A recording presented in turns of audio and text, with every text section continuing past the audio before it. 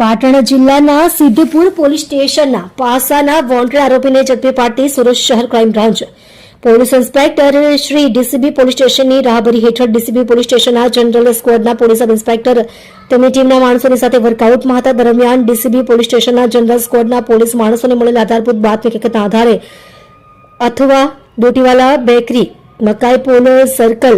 માછીવાડ Halima apartment પાસેથી આરોપી મોહમ્મદ આદિલ ગુલામ અબ્બાસ શેખ ઉંમર વર્ષ 32 રહે ઘર નંબર 664 હલીમા એપાર્ટમેન્ટ માછીવાડ દોટીવાલા બેકરીની ગલીમાં અઠવા સુરત શહેરનાને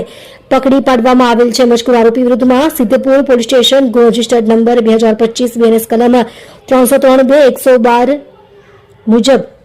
સિદ્ધપુર પોલીસ સ્ટેશન ગુનો રજિસ્ટર્ડ નંબર 2025 બીએનએસ કલમ 303(2)